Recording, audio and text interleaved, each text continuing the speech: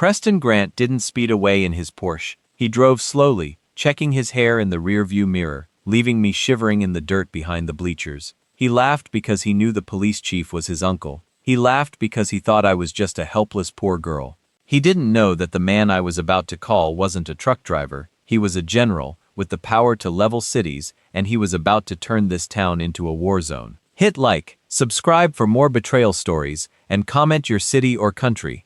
The taillights of Preston's car finally disappeared around the bend, swallowed by the thick fog that always rolled off the lake this time of year. The silence that followed was worse than the noise. It was a heavy, suffocating silence. I looked down at my hands. They were shaking so hard they looked blurry. There was mud under my fingernails and a rip in my jeans that hadn't been there an hour ago. I tried to stand up, but my legs gave out. I crumpled back onto the cold, wet grass, gasping for air. The air smelled like rain and pine needles. Normal smells that felt alien now. Everything had changed. The world was the same, but I wasn't. "Get up, Laya," I whispered to myself, my voice sounding like grinding glass. "You have to get up." I forced myself to move, one foot in front of the other. I started walking toward the main road, avoiding the street lights. I didn't want anyone to see me. I didn't want to see the pity or the judgment in their eyes. In this town, if you crossed a Grant, it was somehow your fault. You shouldn't have been there. You shouldn't have worn that. You should have known your place. My phone buzzed in my pocket. I ignored it. It was probably Mom asking where I was. The thought of her made a fresh wave of tears burn my eyes. Mom, who worked double shifts at the diner just so I could attend this prestigious private school on a scholarship. She thought this school was my ticket out. She didn't know it was a hunting ground. By the time I reached our small peeling white house on the edge of town, I felt numb. The porch light was off. Mom was saving electricity again. I opened the door quietly, hoping to sneak into the bathroom to wash the dirt off before she saw me. But she was waiting. She was sitting at the small kitchen table, still in her diner uniform, counting out tip money. She looked up as I entered, a smile starting to form on her tired face. "Hey, sweetie, I made some." The smile died instantly. She stood up so fast her chair scraped loudly against the linoleum. Her eyes scanned me, the torn clothes, the bruise forming on my cheek, the way I was holding my own arm like it was broken. "Eula." Her voice was a whisper, terrified and small. I couldn't hold it in anymore, the numbness shattered. "Mom," I choked out. It was Preston and his friends. I didn't have to say what they did. She saw it. She saw the destruction of her only child standing right in front of her. For a second, I thought she was going to faint. Her face went gray, but then something shifted. The exhaustion vanished from her eyes, replaced by a cold, hard, terrifying clarity. She didn't scream. She didn't cry. She walked over to me, her steps silent, and pulled me into a hug that felt like a steel cage. She held me while I sobbed into her uniform, smelling like coffee and grease, the only safe smells left in the world. "Did you call the police?" she asked softly into my hair. "No," I wept. "They won't come. It's the Grant's mom. They own everything." She pulled back, gripping my shoulders. Her eyes were dry. "You're right, the police won't help." She turned and walked to the cabinet above the fridge. She reached all the way to the back, past the old cereal boxes, and pulled out a burner phone. It was an old, clunky black brick of a thing I had never seen before. "Mom?" I sniffled, wiping my nose. "What is that?" She didn't answer. She powered it on. It lit up with a green glow. She dialed a single number and put it to her ear. "Operator," she said. Her voice was different. It wasn't my mom's voice. It was authoritative, commanding authentication code. Zulu 9 Echo Priority 1 patch. I stared at her. My mom, who clipped 2 coupons and apologized when people bumped into her, was speaking like a soldier. "Connect me to General Adrian," she ordered. There was a pause. "I don't care if he's in a war room," she snapped, her voice dropping an octave. "You tell him it's Amelia. You tell him. Tell him the extraction point is compromised. Tell him they hurt his daughter." My heart stopped. "General, my dad was a logistics manager. He moved boxes. He complained about back pain." Mom listened for a moment, then looked at me. Her eyes were filled with a fierce, terrifying love. "He's coming," she whispered to me, lowering the phone. "And God help anyone who stands in his way." Outside, thunder rumbled, shaking the window panes. But it wasn't thunder. It was the sound of a jet engine high above the clouds, banking hard toward the north. Preston Grant thought he had won. He thought he had broken me. But as I watched my mother transform from a waitress into a warrior, I realized the truth. Preston hadn't won. He had just signed his own death warrant. Mom stared at the phone for what felt like an eternity, her chest rising and falling in sharp, shallow breaths. The silence in the kitchen was so thick it felt like physical pressure against my eardrums. When the operator finally connected the line, the sound of his voice was faint, filtered through layers of secure satellite encryption, but it was undeniably him. Amelia, just one word. But it carried a weight I had never heard in my father's voice before. It wasn't the tired, affectionate tone of the dad who asked about my geometry grades. This was cold, precise. "Adrian," Mom said, and her voice didn't waver. She didn't sound like a victim. She sounded like a handler reporting a catastrophe. "It's Laya. She's been attacked. Preston Grant. It was bad." "Adrian." They heard her. I saw her knuckles turn white as she gripped the phone. She was listening to him now, her eyes fixed on a crack in the kitchen wall. I couldn't hear what he was saying, but I felt the shift in the room. The air grew colder. "The police are compromised," Mom continued, cutting him off. "Grant owns them. We are alone here. If you don't come, if you don't fix this, she doesn't have a future in this town." She paused again, listening. Then a single tear finally escaped, tracing a hot line down her cheek. "Okay, we'll be ready." She lowered the phone and ended the call. The green light faded, leaving us back in the dim kitchen. She looked at me, and for a fleeting second, I saw the terror she was hiding. The sheer, overwhelming fear of a mother who knows she has just started a war. But she buried it instantly. "Go pack a bag, Laya," she said quietly. "Just the essentials. Don't turn on the lights in your room." 7,000 miles away, on a desolate tarmac, in a country that didn't officially exist on civilian maps, General Adrian lowered his satellite phone. The sandstorm outside was howling against the reinforced glass of the command bunker, but the storm inside him was far more violent. He stood up slowly. The other officers in the room, men who had seen combat, men who didn't scare easily, stopped talking immediately. They saw the look on his face. It wasn't anger. Anger is hot. Anger is loud. This was absolute zero. It was the look of a man who had just decided that the rules of engagement no longer applied. "General," his XO, a major named Thompson, asked cautiously. "Sir, is everything all right?" Adrian walked to the metal table in the center of the room and looked down at the map of the operation they had been planning for 6 months. A high-stakes extraction of a foreign asset. A mission critical to national security. He swept the map off the table with one smooth, violent motion. Papers and tablets crashed to the floor. "Cancel it," Adrian said. His voice was low, a rumble of thunder before the strike. "Sir," Thompson stammered. "The mission launches in 2 hours. We can't just," I said. "Cancel it." Adrian roared, slamming his fist onto the metal table. The sound rang out like a gunshot. "My mission parameters have changed. Prepare the Gulf Stream. I need a flight plan filed for the States." Immediately, Thompson stared at him, bewildered. "General, you can't leave the theater. The Pentagon will have your stars for this. What could possibly be more important than this operation?" Adrian turned to him. His eyes were dark voids. He reached into his tactical vest and pulled out a worn laminated photo. It was me, age 10, missing a front tooth, holding a pinwheel he had bought me at a county fair. He looked at it for a long second, his thumb brushing over my face. "My daughter," Adrian whispered, the words cutting through the silence like a blade. "Someone touched my daughter." He looked back up at Thompson, and the major saw something in the general's eyes that made his blood run cold. It was the promise of violence so total, so complete that it would leave nothing but ash. "Get me the jet, Major," Adrian commanded, walking toward the exit without looking back. "And get me the encrypted line to the ghost team. I don't need soldiers for where I'm going. I need monsters." As he stepped out into the swirling sand, the wind whipping his fatigues, he didn't feel the heat of the desert. All he could feel was the phantom sensation of his hands around Preston Grant's throat. He wasn't coming home to visit. He was coming home to hunt. The morning after the attack, the sun came up over the lake like nothing had happened. It was bright, offensive, and cheerful. I watched it rise from the edge of my bed, my eyes swollen shut, my body aching in places I didn't know could ache. I hadn't slept. Every time I closed my eyes, I was back in the dirt behind the bleachers, smelling the copper and the pine, hearing the zipper of Preston's jacket. Mom had already been up for hours. I could hear her downstairs moving with a strange, frantic energy. The The smell of bleach was overpowering. She wasn't cleaning, she was purging. She was scrubbing the floors, the counters, the windows, erasing every speck of dust, as if she could scrub the memory of last night out of the house itself. When I finally walked down the stairs, she stopped. She was holding a mop, her knuckles white. "We have to go to the police station," she said. Her voice was flat, not because they will help, but because we have to be on the record. "When your father gets here, he will need the paperwork to prove they failed."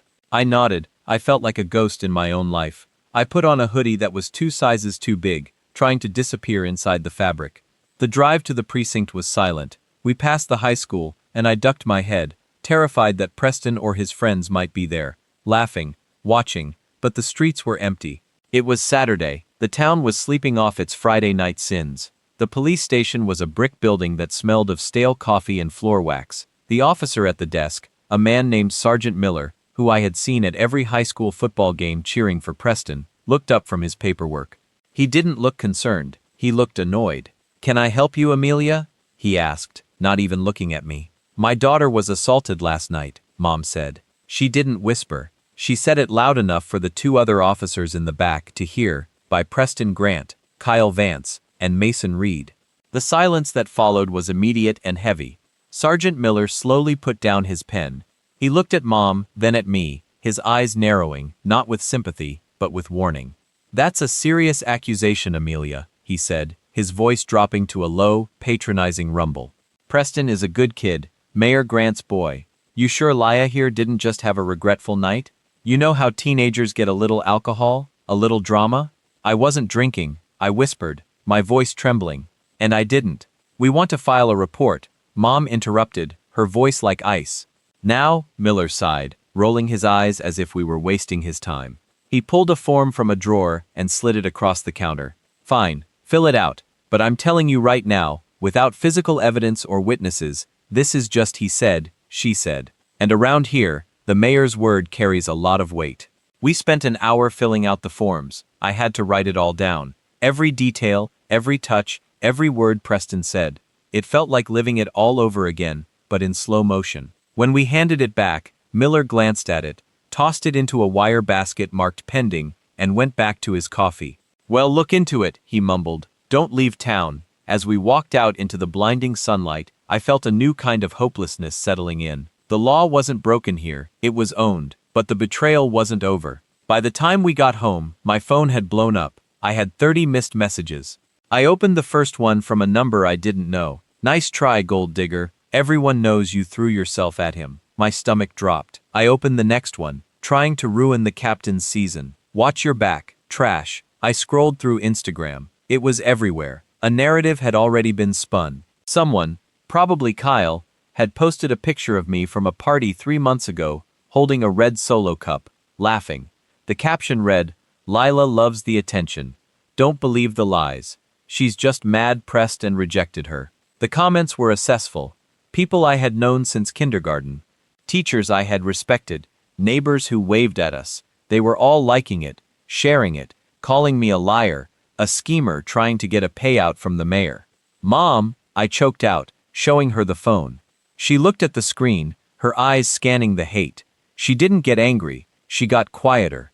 She took the phone from my hand and powered it off. "Let them talk," she said softly. "Let them dig their graves a little deeper. Every lie they tell now is just more ammunition for him." "For who?" I asked, tears streaming down my face. "Dad?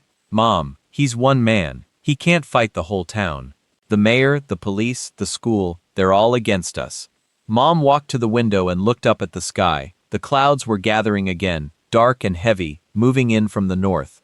"He isn't coming alone, Leah," she said. "You don't understand who your father is. You think he manages trucks?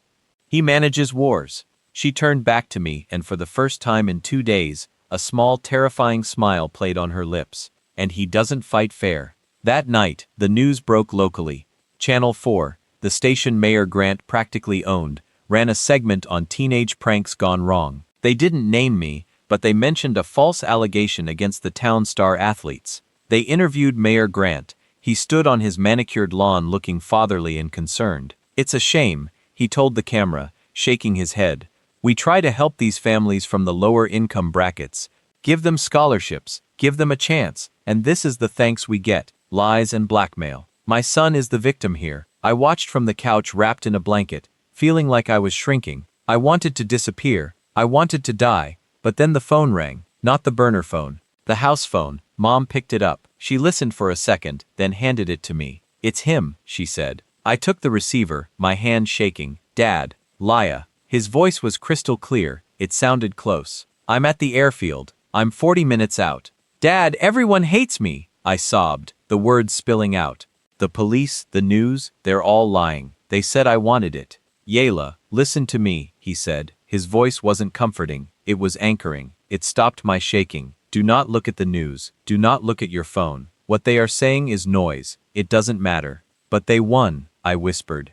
They already won. No, he said, they haven't won. They've just made the target list bigger. I heard a sound in the background of the call. A deep rhythmic thumping. It sounded like rotor blades. I'm not coming in the sedan, Laya, he said, his voice dropping to a growl. I'm bringing the team. Close the blinds, lock the doors and wait for the thunder. The line clicked dead. I looked at Mom. She was already at the window closing the heavy drapes. She moved with precision, checking the locks, turning off the porch light. We sat in the darkness of the living room, the silence stretching out. Then we heard it. At first it was just a vibration in the floorboards, then a low hum, then a roar that shook the picture frames on the walls. I ran to the window and peeked through the crack in the curtains. 2 black SUVs with tinted windows were tearing down our street, moving in perfect formation. They didn't slow down for the speed bumps. They swerved into our driveway, tires screeching, boxing in the front of the house. The doors flew open for men stepped out. They weren't police. They weren't soldiers in uniform. They wore plain clothes, dark jackets, cargo pants, boots, but they moved like predators. They scanned the street, the trees, the rooftops in a single fluid motion. And then the driver's door of the lead vehicle opened. My dad stepped out. He looked the same, but entirely different. He was wearing a black tactical vest over a gray t-shirt. He had a headset around his neck. He didn't look at the house. He looked at the street, at the neighbor peering out from behind their blinds. He stared right at them until the neighbor's blinds snapped shut. He walked up the path to our front door, flanked by the 4 men. I opened the door before he could knock. He filled the doorway. He looked tired, his eyes rimmed with red stubble on his jaw. He looked at me, really looked at me, taking in the bruise, the fear, the way I was holding myself. He didn't say a word. He stepped inside and wrapped his arms around me. He smelled like jet fuel and stale coffee. I buried my face in his chest and finally, for the first time since the attack, I felt safe. I'm here, he whispered into my hair, and I brought hell with me. The door closed behind them, shutting out the world. The house, usually so quiet you could hear the refrigerator hum, suddenly felt small. It was filled with a kind of energy I had never experienced before, kinetic, dangerous, and incredibly controlled. General Adrian, my dad, stood in the center of our living room. He didn't take off his tactical vest. He didn't sit down. He looked at the peeling wallpaper, the worn carpet, and the stack of unpaid bills on the counter. His jaw tightened, a muscle feathering near his ear. It wasn't judgment, it was guilt. He had been away fighting other people's wars while his own castle was crumbling. Clear the perimeter, he said quietly to the men. Without a word, 3 of the men vanished into the rest of the house. 1 went to the back door, 1 to the kitchen, and 1 upstairs. They moved silently, checking windows, scanning for bugs, securing the space. The 4th man, the one Dad had called Major Thompson, stayed by the door, arms crossed, his eyes scanning the street through the peephole. Dad finally turned to Mom. She was standing by the kitchen island, her arms wrapped around herself, trembling slightly now that the adrenaline was fading. He walked over to her and took her hands. His touch was gentle, a stark contrast to the lethal precision with which he had just entered. I'm sorry, he said, his voice rough.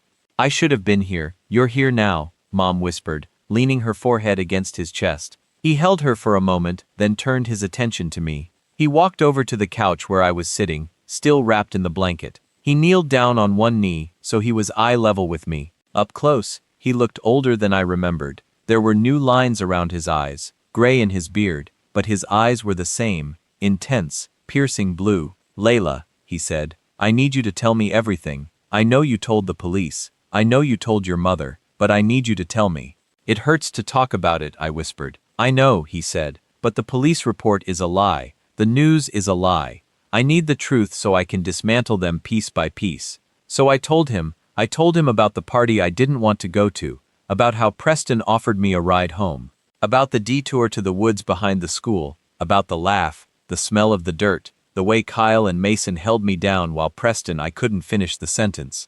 I broke down, sobbing into my hands. Dad didn't flinch, he didn't look away, he listened to every word, absorbing the horror of it. He didn't offer empty platitudes. He didn't say, "It's going to be okay." He just nodded, his face hardening into a mask of stone. When I was done, he stood up. He walked over to Major Thompson. "Get the team on the comms," he said. "I want a full digital workup on Preston Grant, Kyle Vance, and Mason Reed. I want their parents' financials. I want their phone records. I want to know where they buy their coffee and who they cheat on their taxes with. I want everything." "Yes, General," Thompson said, tapping his earpiece. "And Thompson," Dad added, his voice dropping to a whisper that carried across the room. "Find out which judge signed the warrant to bury the evidence. Consider it done." Dad turned back to us. "We're not staying here tonight. It's not secure. They know where you live." "Where are we going?" Mom asked, looking around at the only home she had known for 20 years. "I've set up a command post," Dad said. "Old logistics hub outside of town. It's off the grid." "Dad?" I asked, wiping my eyes. "What are you going to do?" He looked at me, and for a second, the soldier vanished. And I just saw a father who was in pain. But then the soldier returned colder and more terrifying than before. "I'm going to visit the crime scene," he said. "The police already cleared it," I said. "They said there was nothing there." "The police looked with their eyes closed," he said. "I'm going to look with mine open." He motioned for the men. "We move in 5, pack the car." 20 minutes later, we were in the back of one of the black SUVs, speeding toward the edge of town. But instead of going to the safe house, Dad had the driver pull over near the school. It was dark now. The football field was empty, the bleachers rising like skeletal ribs against the night sky. "Stay in the car," he ordered. He got out alone. I watched him through the tinted glass. He moved through the shadows, blending into the darkness. He walked to the spot behind the bleachers, the spot that haunted my nightmares. He didn't just look around. He got on his hands and knees. He took out a high-powered tactical flashlight and began to grid the ground inch by inch. He was looking for something the local cops, in their haste to protect the mayor's son, had been too lazy or too corrupt to find. He spent an hour out there digging in the mud, sifting through the leaves. Suddenly, he stopped. He reached into a patch of tall grass near the fence line. He pulled something out. It glinted in the flashlight beam. He stood up, brushing the dirt off his knees. He held the object up to the light, inspecting it closely. Then, he took out a small evidence bag from his pocket, dropped the object inside, and sealed it. He walked back to the car. When he opened the door, the interior light flooded his face. He looked grim, but there was a flicker of triumph in his eyes. "What is it?" Mom asked. He held up the bag. Inside was a gold cufflink, custom-made heavy and engraved with initials. "It's not Preston's," Dad said. "Prion wears cheap stuff trying to look rich. This is real gold." "Whose is it?" I asked. "It belongs to the third kid," Dad said. "Mason Reed. His father is the developer who built this stadium, and he just made the biggest mistake of his life." He tapped the glass of the partition, separating us from the driver. "Get us to the command post," he said. "We have our first thread. Now we pull it until the whole sweater unravels." As the car sped away, I looked back at the school one last time. For the first time, I didn't feel fear. I felt something else. I felt the beginning of the end for them. The general was home and he had ammunition. The old logistics hub was a relic from the Cold War, a concrete bunker buried halfway into a hillside about 10 miles north of town. Most people thought it was just an abandoned storage facility for the Department of Transportation. They were wrong. As our SUV rolled up to the rusted chain-link fence, the gates didn't just open. They slid back with the heavy hydraulic groan of reinforced steel. Inside, the air changed. The humidity of the summer night was replaced by the sterile, conditioned chill of a military command center. Dad led us inside. The space was buzzing, not with noise, but with the silent, terrifying efficiency of digital warfare. 3 rows of desks had been set up in the center of the concrete floor. Monitors glowed with streams of data, satellite feeds, scrolling lines of bank transactions, and live surveillance footage. The men Dad had brought with him were already working, their fingers flying across keyboards. Sit, Dad said, pointing to a leather couch in the corner. You're safe here. This facility doesn't exist on any county map. Mom sat down, but I couldn't. I walked over to the nearest screen. It showed a live feed of a house I recognized immediately. It was the mayor's mansion. I could see the pool, the guest house, even the light flickering in Preston's bedroom window. We have eyes on all of them, Major Thompson said, appearing beside me. He didn't look at me with pity. He looked at me like I was a mission objective. Grant, Vance, Reed, we're tracking their phones, their cars, and their internet traffic. Why? I asked. What are you looking for? Leverage. Dad answered, walking over to the main display wall. He pinned the evidence bag with the gold cufflink onto a corkboard.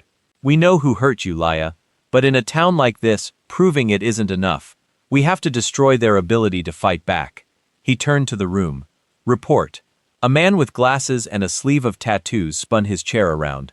General, we've cracked the developer's financials. Mason Reed's father. He's moving money through shell companies in the Cayman Islands. It looks like construction kickbacks. Tie it to the mayor, Dad ordered. Already did, the man said, smirking. Mayor Grant's signature is on the zoning permits for every single one of Reed's projects.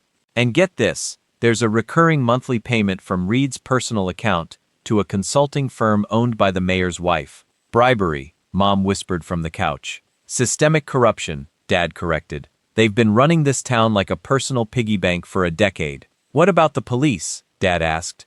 Another analyst spoke up. Sergeant Miller, the one who took your report? His mortgage was paid off in full 2 days ago. Cash deposit. Dad's eyes went cold. By who? A generic LLC, the analyst said. But I traced the IP address used to set up the transfer. It resolves to the mayor's home office. The room went silent. This wasn't just about a high school assault anymore. This was a federal crime ring. They paid him off, I said, my voice shaking. They paid him to ignore me. Dad walked over to me and put a hand on my shoulder. They paid him to bury the truth, but they didn't know we brought shovels. He turned back to the team. We have the motive. We have the money trail now. We need the connection to the assault. We need to know why they were so desperate to silence Laya specifically. Sir, Major Thompson interrupted, holding up a tablet. I think you need to see this. We just decrypted Preston's cloud backups. Dad took the tablet. He swiped through a few images, his face hardening with every second. Then he stopped. He looked at the screen for a long time, his expression unreadable. What is it? Mom asked, standing up. Dad didn't answer her. He looked at me. Yila. The night of the party. Did you hear them talking about anything? Before it happened, I closed my eyes, trying to push past the trauma, trying to remember the words through the fog of fear. They were arguing, I whispered. Mason was mad at Preston. He said, my dad is going to kill us if she finds out. And Preston laughed and said, she's a nobody. She won't understand what she saw. What did you see, Laya? Dad asked urgently. Think. I walked in on them in the study, I said, the memory flashing back. I was looking for the bathroom. They were all crowded around a laptop. They slammed it shut when I came in, but I saw a map. It had red lines all over it. Dad looked at the tablet again, then back at the main screen. Pull up the zoning map for the new highway project, he ordered. The screen shifted. A digital map of the town appeared. A thick red line cut right through the north side of town, directly through the poorest neighborhood. Our neighborhood? They aren't just stealing money, Dad said, his voice low and dangerous. They're planning to bulldoze the entire low-income district to build a private access road for Reed's new luxury resort, and they were using the school's renovation budget to fund the initial surveys. That's illegal. Mom said that's displacement fraud. It's worse. Major Thompson said, if this gets out, the federal grants the town received for the school would be audited. They'd all go to prison for 20 years. Dad looked at me. You didn't just walk in on a party, Laya. You walked in on a conspiracy worth $50 million. That's why they hurt you. That's why they tried to scare you into silence. It wasn't just cruelty. It was a cleanup operation. A chill ran down my spine. They hadn't just attacked me because they could. They attacked me because I was a liability. So, what do we do? I asked. Dad turned to the big screen where the faces of the mayor, the developer, and the police chief were displayed. He picked up a marker and drew a big red X over the developer's face. We divide and conquer, he said. Mason Reed is the weak link. He has the most to lose. And his son left a cufflink at the scene. He turned to the analyst with the tattoos. Freeze Reed's assets. Every bank account, every credit card, every offshore holding. I want him to wake up tomorrow, unable to buy a cup of coffee. And then Mom asked, and then Dad said, checking his watch. I'm going to pay him a visit. It's time he learned that money can't buy protection from a predator. He walked to a metal cabinet against the wall and unlocked it. Inside were rows of tactical gear. He pulled out a black windbreaker with no insignia and a pair of leather gloves. Stay here, he told us. Major Thompson has the con. Where are you going? I asked, terrified he was going to do something that would take him away from us forever. He stopped at the door and looked back. The shadows covered his eyes, making him look less like my father and more like the weapon the government had trained him to be. I'm going to knock on a door, he said, and I'm going to make sure Mason Reed knows that the monster under his bed is real. The drive to Mason Reed's estate took us through the winding roads of the wealthy district, where the streetlights were decorative iron lanterns, and the driveways were long enough to land a plane on. Dad didn't speak. He sat in the front seat, staring out at the dark woods, his tactical gloves creaking slightly as he flexed his hands. I sat in the back with Mom. She was holding my hand so tight my fingers were numb, but I didn't pull away. I needed to feel her there. I needed to know this was real. General, the driver said, slowing down as we approached a massive row iron gate. We have a visual on the target. 2 security guards at the perimeter. Private contractors, do not engage unless fired upon, Dad said calmly. We aren't here to kill them. We're here to wake them up. The SUV stopped at the intercom box. A voice crackled through the speaker, bored and arrogant. Private residents, turn around. Dad rolled down the window. He didn't yell. He didn't threaten. He simply held up his military ID to the camera. General Adrian, to see Mr. Reed, regarding a matter of national security. He said, open the gate, or I'll have this vehicle drive through it. There was a long pause, then the heavy gates began to swing open. We rolled up the driveway, gravel crunching under the tires. The house was a mansion, pillars, balconies, a fountain in the center of the circular drive. It looked like a palace built on the suffering of people like us. Dad got out first. He walked up the steps and rang the doorbell. Mason Reed answered it himself. He was wearing a silk robe and holding a glass of whiskey. He looked annoyed, like we were interrupting something important. But when he saw a dad, 6'2", tactical vest, eyes like granite, his annoyance flickered into confusion. Can I help you? Reed asked, swirling his drink. I assume you're lost. Mason Reed? Dad asked. That's me. And who the hell are you? Dad didn't introduce himself. He reached into his pocket and pulled out the evidence bag. He held up the gold cufflink, letting it dangle in front of Reed's face. Reed's face went pale.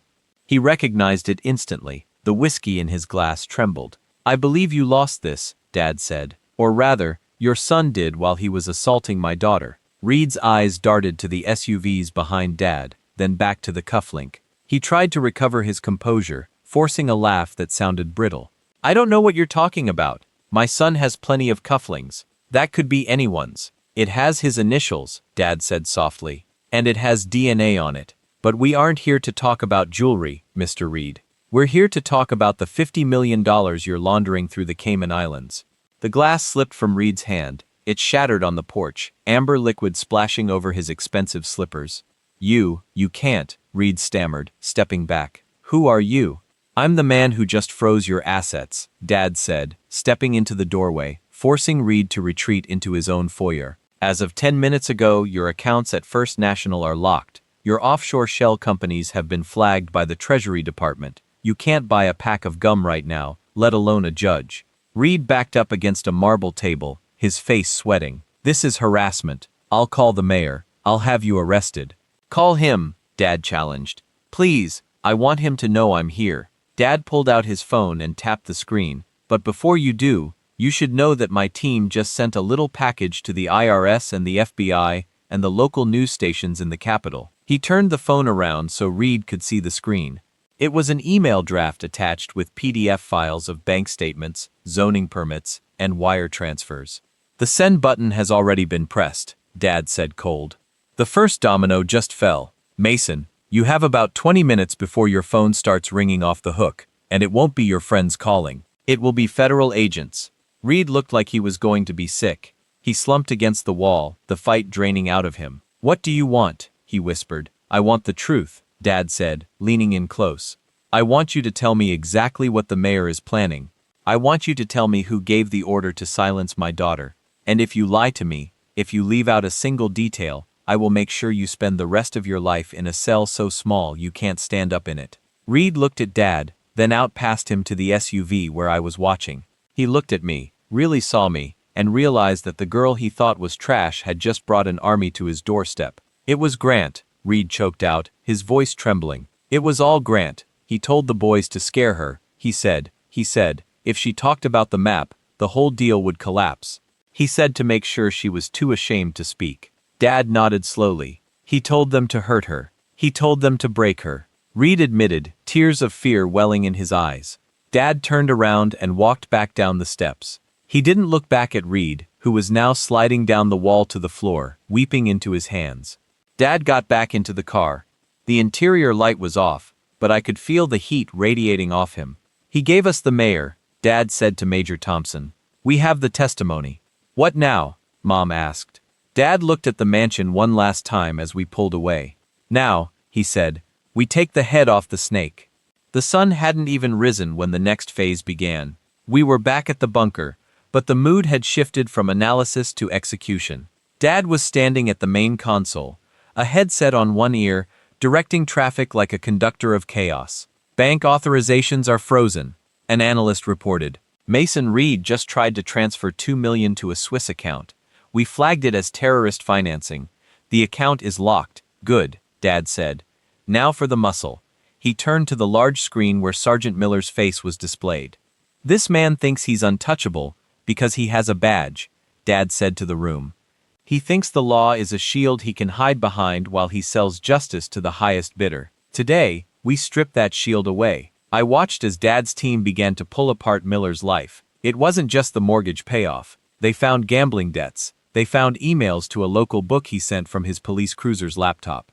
They found dashcam footage from 3 years ago that had been lost. Footage of him taking an envelope of cash from one of Mayor Grant's associates during a traffic stop. "We have enough to indict him," Major Thompson said. "Indictment takes too long," Dad replied, his voice hard. "I want him broken.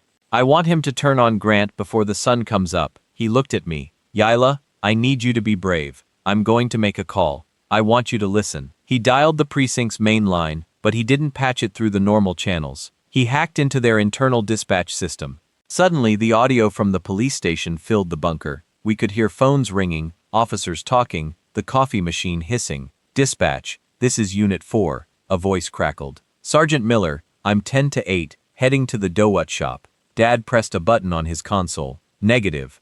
Unit 4, this is General Adrian. You are to return to the precinct immediately." There was silence on the line. Then a shaky laugh. "Who is this?" "This is a restricted channel. Identify yourself." "I'm the man looking at your bank account," Dad said, his voice echoing through the police radio system. "The one with the $50,000 deposit from Grant Consulting. I'm also the man looking at the dash cam footage from August 12, 2022. We heard the siren on Miller's car chirp, then silence. He had pulled over. "You listen to me," Dad continued, his voice dropping to a lethal whisper. "I have a team of federal auditors reviewing every arrest you've made in the last 5 years. I have your emails, I have your texts, I have the GPS data showing you parked outside the mayor's house the night my daughter was attacked." I was just doing my job," Miller stammered, panic seeping into his voice. "Your job was to protect her," Dad roared, the sound vibrating the speakers in the bunker. "Instead, you sold her out for a mortgage payment." "It wasn't me," Miller screamed back. "It was the chief. He told me to bury it. He said if I didn't, they'd find a reason to fire me." "There it is," Dad said calmly, looking at the team. "Record that." "We got it, General." The audio technician nodded. "Miller," Dad said into the mic, "you have exactly one chance to stay out of federal prison. You're going to walk into the chief's office wearing a wire, and you are going to get him to admit that Mayor Grant ordered the cover-up. If you do that, maybe I let you keep your pension. If you don't, I will personally handle your file to the Department of Justice." "I'll do it," Miller wept. "I'll do it, just don't release the tapes." Dad cut the feed. He took off the headset and looked at Mom. "The police are neutralized," he said. "Miller will turn on the chief. The chief will panic and call the mayor and the mayor. The mayor will try to run," Mom finished. "Let him try," Dad said. "I have a drone sitting over his house at 20,000 feet. He can't move a muscle without me knowing. But the psychological warfare wasn't just for the adults. Major Dad said, "It's time for the boys." Major Thompson nodded and typed a command. Executing protocol glass house on the screen. 3 new windows popped up. They were the smartphones of Preston, Kyle, and Mason. "We just pushed a little update to their phones," Thompson explained to me. "It changes their wallpaper." I watched as the screens on the monitor changed. Instead of their cool car photos or selfies, their backgrounds were now a single terrifying image, the official U.S. Army seal with the words "Under Federal Investigation" stamped in red across the center. Then their group chat, the one they used to laugh about me, was flooded, not with texts, but with files. Dad's team uploaded every piece of evidence we had directly into their chat. The cufflink photo, the bank transfers, the audio recording of Miller confessing. We watched the read receipts tick up. Read by Preston, read by Kyle, read by Mason. Then the messages started flying. "Mason, what is this? Is this real?" "Kyle, my dad just got a call from the FBI. He's freaking out." "Preston, shut up. It's fake. It's just a hacker." Then a new message appeared in their chat. It came from a number simply labeled the General. "It is not fake, and I am not a hacker. I am the father of the girl you hurt. Look out your window." On the satellite feed, we saw 3 black SUVs, unmarked, ominous, roll slowly past each of their houses. They didn't stop. They just drove by slow and heavy like sharks circling in the water. In the chat, the panic was total. "Kyle, they're outside. Oh my God, they're outside. Mason, I'm out. I'm telling them everything. I'm not going to jail for you. Preston, don't you dare. My dad will kill you. Mason, your dad can't save us. Did you see who that is? That's the Army." Dad watched the screen, his arms crossed. He wasn't smiling. This wasn't a game to him. It was a dismantling. "They're turning on each other," I whispered, feeling a strange mix of vindication and awe. "Fear is a powerful motivator," Dad said quietly. "But we aren't done yet. Preston is still arrogant. He thinks his father can fix this." He turned to Major Thompson. "Prepare the convoy. The mayor is going to try a Hail Mary play. He's going to try to arrest me for harassment. And when he does, I want to be ready to show him what real power looks like." Convoy is standing by. General assets are rolled out. Dad looked at me. "Yila, get your coat. We're going into town. I want you to see this." "See what?" I asked. "The end of his reign," Dad said. "And the beginning of yours." The town square, usually sleepy at this hour, was bathed in an eerie strobe-like light. As our SUV rounded the corner, I gasped. The perimeter around City Hall had been transformed. Dad wasn't bluffing. A convoy of tactical vehicles, not the black SUVs we had arrived in, but heavy desert tan trucks with mounted satellite dishes and reinforced armor, had parked in a diamond formation right in the middle of Main Street. They didn't block traffic, they were the traffic. "Stay in the car," Dad said, adjusting his vest. "Keep the engine running." He stepped out into the night air. Major Thompson and 4 other operators flanked him. They walked toward the steps of City Hall with a synchronized, terrifying calm. I watched through the window, my heart hammering against my ribs. A crowd was starting to gather on the sidewalks, locals in pajamas, teenagers filming with phones, shop owners peering through blinds. They whispered, pointed. The whispers weren't about poor Laya anymore. They were about the invasion. Suddenly, the doors of City Hall burst open. Mayor Grant marched out, red-faced and flanked by 2 nervous-looking deputies. He was wearing a suit, but his tie was crooked, his composure cracking. "What is the meaning of this?" Grant bellowed, trying to project authority over the hum of the military engines. "You can't park these. These were machines in my town. This is a violation of municipal code." Dad stopped at the bottom of the stairs. He looked up at Grant like a lion, looking at a mouse that had wandered into its den. "I'm not here for the municipal code, Mr. Mayor," Dad said, his voice amplified by a loudspeaker on one of the trucks booming across the square. "I'm here for the Federal Racketeer Influenced and Corrupt Organizations Act." The crowd gasped. The word RICO hung in the air like smoke. "You have no jurisdiction," Grant shouted, sweating under the glare of the truck's floodlights. "I am the elected official of this district. I'll have you court-martialed for this stunt." "Jurisdiction?" Dad repeated, taking a step up the stairs. "You lost your jurisdiction the moment you used federal education grants to launder money for a private resort. You lost it when you ordered your police chief to tamper with evidence in a felony assault case. You lost it when you threatened my family." Grant took a step back. That's slander. You have no proof." Dad raised his hand. Behind him, on the side of the largest truck, a projector beam snapped on. It cast a massive image onto the white brick wall of the library across the street. It was a video. The dashcam footage. Sergeant Miller taking the envelope of cash. The crowd erupted. People were shouting, pointing. Then the image changed. It was a bank statement. Grant Consulting LLC. Deposit $50,000. Is that slander? Dad asked, his voice calm but cutting. Or is that a felony? Grant looked at the wall, then at the crowd. He saw his neighbors, his voters, looking at him with disgust. He saw the end of his career, but he still had one card left to play. Or so he thought. Arrest him. Grant screamed at the deputies. Arrest him for trespassing. Get him out of here. The deputies looked at Grant, then they looked at Dad. They looked at the operators standing behind Dad, hands resting casually near their holsters. They looked at the tactical trucks. One of the deputies slowly unbuckled his gun belt. He took it off and laid it on the concrete step. I quit, the deputy said, walking away into the crowd. Grant stood alone. The silence that followed was absolute. Dad walked up the remaining steps until he was face-to-face with the mayor. Your son, Dad said, his voice low enough that only the microphones picked it up. Where is he? He's at home, Grant whispered defeated. No, Dad said. He's not. At that moment, a siren wailed in the distance. Not a police siren, a federal siren. 3 black sedans with flashing blue lights screeched into the square. Agents in windbreakers with FBI emblazoned on the back jumped out. They weren't coming for Dad. They ran up the stairs, past Dad, and grabbed Mayor Grant. Grant, one of the agents shouted, you are under arrest for wire fraud, obstruction of justice, and conspiracy to commit money laundering. As they cuffed him, another car pulled up. The back door opened and Preston Grant was pulled out by 2 agents. He wasn't wearing his varsity jacket. He was wearing handcuffs. He looked small, terrified. He looked like a child who had finally realized the world didn't belong to him. Dad turned and walked back down the stairs. The crowd parted for him, not out of fear, but out of respect. He walked to our car and opened the door. It's over, Laya, he said. But as I looked at Preston being shoved into the back of a federal car crying for his dad who couldn't help him, I realized something. No, I said, shaking my head. It's not over.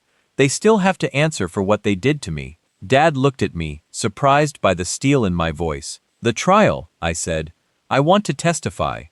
I want to look them in the eye when they go away. Dad smiled. It was a small, tired, proud smile. Then get ready, he said, because that's going to be the hardest battle yet. The weeks leading up to the trial were a blur of depositions, federal agents in suits, and late-night strategy sessions in our kitchen. The media circus had moved on from local prank gone wrong to national corruption scandal. The trucks were gone from the town square, but the soldiers or men who looked like them were still watching. Dad made sure of that. The morning of the trial, the sky was a bruised purple, heavy with rain that refused to fall. I stood in front of the mirror in my bedroom, smoothing down the black dress Mom had bought me. It was simple, modest armor for a different kind of battlefield. Dad knocked on the doorframe. He wasn't wearing his tactical vest today.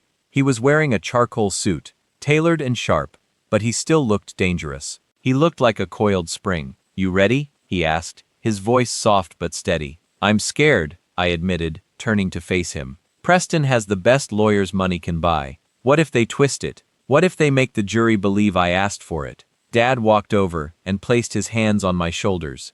They can't twist the truth, Leia, not with the evidence we have. And remember, you aren't walking in there alone. You have the United States government behind you, you have your mother, and you have me. The courthouse was a fortress. Barricades had been set up to hold back the reporters.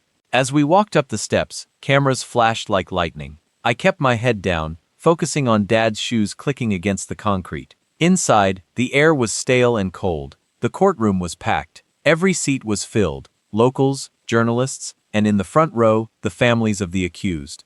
I saw them immediately. Preston, Kyle, and Mason sat at the defense table. They looked different. The arrogance was gone, replaced by a pale, hollow fear. They wore suits that looked too big for them. Preston wouldn't look at me. He stared at the table, his leg bouncing nervously.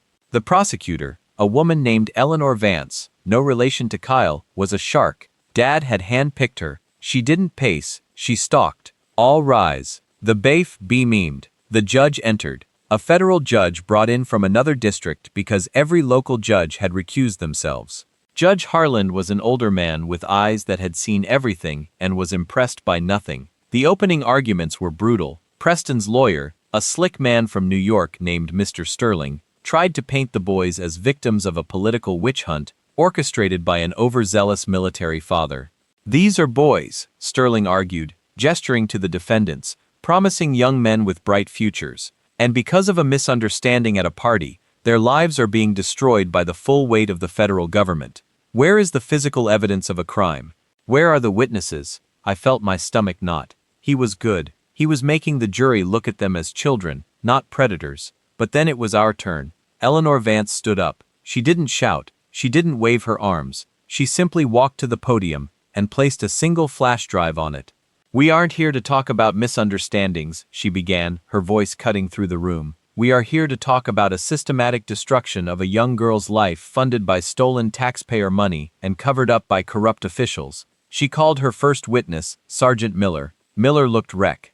He was sweating, his eyes darting around the room. He had taken the deal. He told the jury everything: the call from the chief, the envelope of cash, the instructions to lose my statement. The jury whispered. I saw a woman in the back row shake her head in disgust, but Sterling tore him apart on cross-examination. "You're an admitted felon. Sergeant Miller, you accepted bribes. You lied on police reports. Why should this jury believe a single word you say now? You're just saying what the government wants you to say to save your own skin, aren't you?" Miller stammered. I'm telling the truth now. Are you?"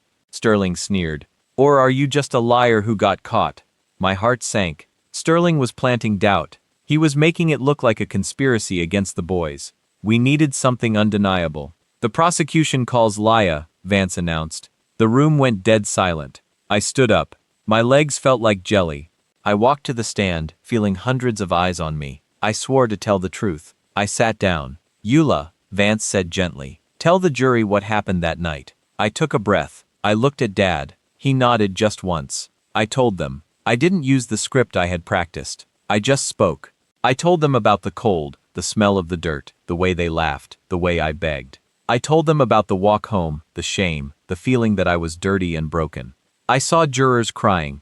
I saw the judge looking down at his notes, his jaw tight. But Sterling was waiting. He stood up for cross-examination. He smiled a predatory fake smile. "Lila," he said, "you went to the party voluntarily, didn't you?" "Yes," I whispered. "And you were drinking?" "I had a soda at a high school party." He raised an eyebrow. "Come on, Laya. Everyone was drinking. Isn't it possible your memory is a little fuzzy?" "No," I said firmly. "Isn't it true?" he continued, stepping closer. "That you had a crush on Preston? That you were angry he didn't want a relationship with you? Isn't this whole story just revenge for a broken heart?" "Objection," Vance shouted, badgering the witness. "I'm establishing motive," Sterling shot back. "No," I shouted, surprising myself. The room froze. It wasn't revenge. He hurt me. He hurt me because he thought he could get away with it. He thought because his dad was the mayor, I didn't matter. Sterling smirked. "So, you admit you were focused on his father's status. He was twisting everything." I felt trapped. I felt like I was back behind the bleachers, unable to breathe. But then the doors at the back of the courtroom opened. Dad stood up. He wasn't looking at me. He was looking at the defense table. "Your Honor," Vance interrupted, looking at her phone, which had just buzzed. "The prosecution requests a brief recess. New evidence has just arrived." Judge Harland looked annoyed. "This is highly irregular, Miss Vance." "It is highly relevant, Your Honor," she insisted. "It changes everything." The judge granted a 10-minute recess. Dad walked over to the prosecution table. He handed Vance a small digital recorder. "Where did you get this?" she whispered, her eyes widening. "Mason Reed," Dad said grimly. "The father," he cracked. "He gave us his son's cloud password." When court resumed, the mood had shifted. Vance looked like a hunter who had just cornered her prey. "Your Honor," she said, "we would like to enter Exhibit G into evidence. An audio file recovered from the defendant Mason Reed's personal cloud storage. It was recorded on his phone the night of the incident." Sterling jumped up. "Objection! We haven't heard this. This is ambush trial tactics overruled." Judge Harlan said, "Play it." The Bayfief pressed play on the laptop connected to the courtroom speakers. Static hiss, then voices. Young, drunk, arrogant voices. "Dude, Did you see her face? It was Preston. His voice was unmistakable. She was crying like a baby. You think she'll talk? That was Kyle. Who cares? Preston laughed. That same jagged laugh that haunted my dreams. My dad owns the cops. Besides, who's going to believe the scholarship trash over us? We just put her in her place. She needed to learn not to snoop around where she doesn't belong. I don't know, man. Mason's voice said, sounding nervous. She saw the map. If she talks about the road, she won't. Preston snapped. I made sure she was too scared to talk. We broke her. The recording ended. The silence in the courtroom was absolute. It was heavier than the silence in the bunker. It was the silence of the grave. I looked at Preston. He wasn't bouncing his leg anymore. He was staring at the table, his face the color of ash. Sterling, his lawyer, was slowly closing his notebook. He knew it was over. We broke her, Vance repeated, letting the words hang in the air. Those were your words, Preston. You broke her. She turned to the jury. They didn't just assault her. They confessed to it. They bragged about it. And they admitted the motive was to cover up a multi-million-dollar fraud scheme. She sat down. Sterling didn't ask any more questions. He didn't even look at the jury. The closing arguments were short. The jury deliberated for less than an hour. When they came back, the foreman, a mechanic with grease under his fingernails, stood up. He wouldn't look at the defendants. He looked right at me. On the count of conspiracy to commit obstruction of justice, he read, we find the defendant Preston Grant guilty on the count of aggravated assault, guilty on the count of wire fraud, guilty. The word guilty rang out 21 times, once for each boy on every single charge. Preston's mother let out a wail in the front row. Mayor Grant, sitting in handcuffs in the back, just put his head in his hands. Judge Harlan looked at the boys. I am setting a sentencing hearing for next week, but let me be clear. You used your privilege as a weapon. You thought you were above the law. You are about to find out just how heavy the law can be. Bail is revoked. Remand to custody immediately. The bailiffs moved in. The click of handcuffs echoed through the room. I watched them being led away. Preston looked back. Our eyes met. He didn't look angry. He looked small. He looked like a boy who realized too late that he wasn't the main character of the world. I felt Dad's hand on my shoulder. It's done, he whispered. I took a deep breath. The air in the courtroom didn't smell stale anymore. It smelled like rain. It smelled like it was finally over. But as we walked out, I knew there was one more thing to do. The money, the corrupt millions they had stolen. Dad had a plan for that too. The sentencing hearing was held 3 weeks later. The leaves on the trees outside the courthouse had turned a violent shade of red, matching the mood in the town. The courtroom was even fuller than before. But this time, the atmosphere was different. There was no whispering, no speculation, just a heavy, suffocating dread coming from the defense table. Preston, Kyle, and Mason were broad and wearing orange jumpsuits. They were shackled at the wrists and ankles. The arrogance that had defined them for years, the varsity jackets, the fast cars, the sneers had been stripped away, leaving them looking like what they were. Scared children facing the consequences of adult crimes. Judge Harlan didn't waste time. He read the sentencing guidelines with a monotone voice that made the words sound even more final. Preston Grant, he said, looking over his glasses. You were the ringleader. You used your father's position to terrorize a young woman. You orchestrated a cover-up. You showed no remorse until you were caught. Preston stood up, his legs shaking so hard the chains rattled. I sentence you to 15 years in federal prison, the judge said. With no possibility of parole for the first 12, Preston's knees buckled. He collapsed back into his chair, sobbing. His mother screamed. A raw animal sound that echoed off the mahogany walls. Kyle Vance, the judge continued. 10 years. Mason Reed, 8 years. It was a massacre. But the judge wasn't done. He turned his attention to the back of the room where former Mayor Grant and the developer, Mr. Reed, were sitting in a holding cell watching their sons be destroyed. And as for the parents, Judge Harlan said, his voice dropping to a growl. Your trials are separate, but let this be a preview. The federal government is seizing all assets connected to the RICO predicate acts. That means the homes, the cars, the offshore accounts, the land intended for the resort. He banged his gavel. Court is adjourned. As the bailiffs led the boys away, I didn't feel joy. I didn't feel happy. I felt light. The weight that had been crushing my chest for months was finally gone. Dad walked me out of the courthouse. The reporters were shouting questions, but we ignored them. We got into the back of the black SUV where Mom was waiting. She looked tired, but she was smiling. It's over, she said, taking my hand. Not quite, Dad said, looking at the driver. Take us to the bank. The bank? I asked. Why? Because justice isn't just about prison, Dad said. It's about restoration. We drove to the First National Bank downtown. The manager was waiting for us at the door, looking nervous. Dad walked in like he owned the place, which given the federal seizure orders, he practically did. We sat in a conference room. The manager slid a piece of paper across the table to me. What is this? I asked. It's a check, the manager said, from the Asset Forfeit Fund. When the government seized the developer illegal profits, a portion was allocated for victim restitution. I looked at the number. It was staggering. $2 million. This is their money, I whispered. It was their money, Dad corrected. Now it's your future. I looked at the check, then at Dad. I don't want it. I don't want their dirty money. It's not dirty anymore, Dad said gently. It's been scrubbed, and you aren't going to spend it on cars or clothes. You're going to use it to make sure this never happens again. You pulled out a folder. I've already drawn up the paperwork.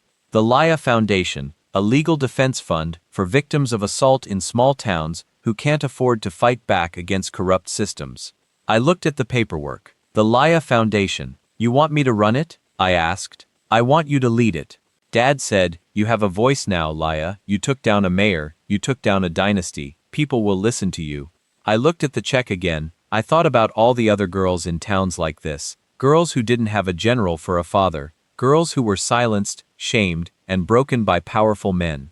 I picked up the pen. Okay, I said. Let's do it. But the reckoning wasn't just financial. That evening, Dad drove me to one last location, the high school. It was empty. The football field was dark, but the bulldozers were there. Not the developers' bulldozers. Ours. What's happening? I asked.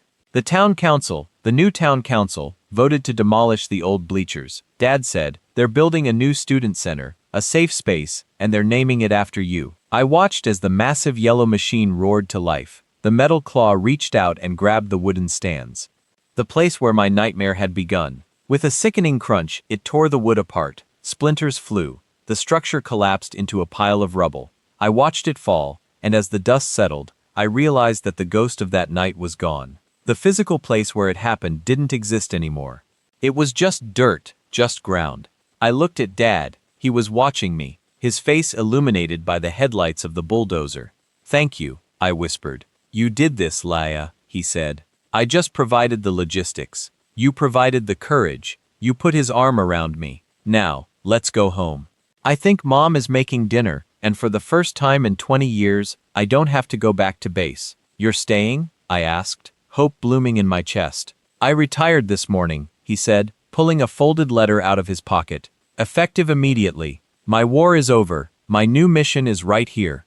We stood there for a moment longer, watching the wreckage of the past being cleared away to make room for the future. The months that followed the demolition of the old bleachers were strange. For so long, my life had been defined by a single moment of violence. Then it was defined by the war we waged to fix it. Now for the first time, the silence in our house wasn't heavy, it was peaceful. The town changed too. It was slow at first. With the mayor in federal prison and the police department under new management, a tough, no-nonsense woman from Chicago named Chief Harper, the fear that had suffocated everyone began to lift. The Grant dynasty was dead. The statues of the mayor's grandfather in the park were quietly removed by the city council. But the biggest change was in me. I sat on the front porch of our house watching the sunset. It was late autumn now. The air was crisp and smelled of wood smoke. Dad walked out holding 2 mugs of hot chocolate. He had traded his tactical vest for a flannel shirt, but he still walked with that same military precision. He sat down on the swing next to me. You're thinking too loud, he said, handing me a mug. I can hear the gears turning. I smiled, wrapping my hands around the warm ceramic. I was just thinking about the foundation. We got our first letter today. Oh? Dad asked. From who? A girl in Texas, I said. Her school tried to suspend her for reporting a teacher. Her dad is a mechanic, and they can't afford a lawyer. She saw my interview on the news. Dad looked at me, his blue eyes serious. And what did you do? I authorized the funds, I said, and I sent our legal team to Texas. They land tomorrow morning. Dad nodded slowly, a look of immense pride spreading across his face. That's my girl. You aren't just surviving anymore, Leia, you're hunting.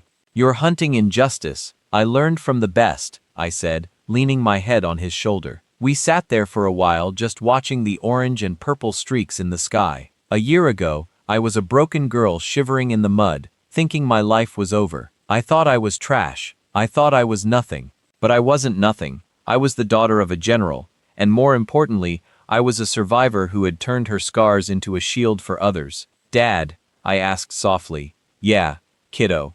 Do you think they'll ever come back?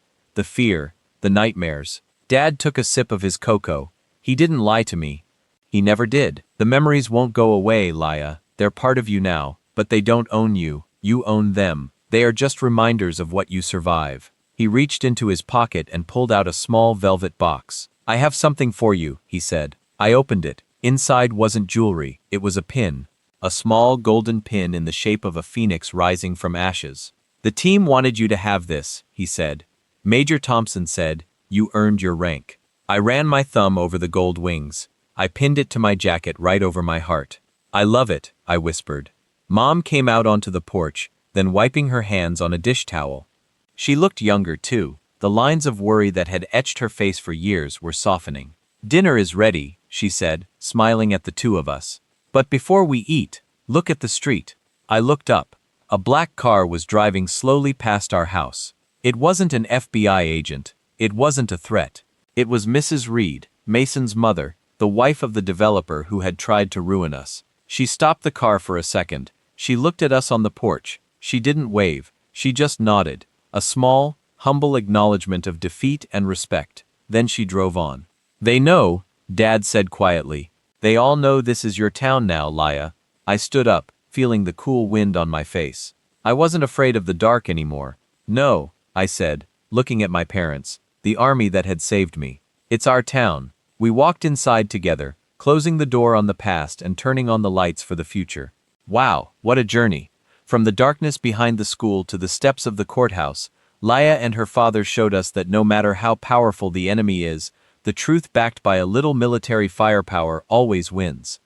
Now, I have a question for you, and I want you to be honest. If you were in the general's shoes, if you had that power, would you have stopped at the courtroom, or would you have taken a darker path of revenge? Let me know in the comments. I read every single one, and hey, I see you watching from all over the world. Represent your home. Comment your city or country below so I can see how far our Betrayal Stories Lab family has grown. If this story made your heart race, or if you just love seeing justice served cold, please do me a huge favor. Hit that like button gently and subscribe. It helps us bring more of these epic tales to you. We are working on our next story right now. It's a thriller about a husband who thought he could hide a double life from his wife until he found out she was the one watching him. You do not want to miss it. Until then, stay safe, stay strong, and never let anyone silence you. See you in the next video.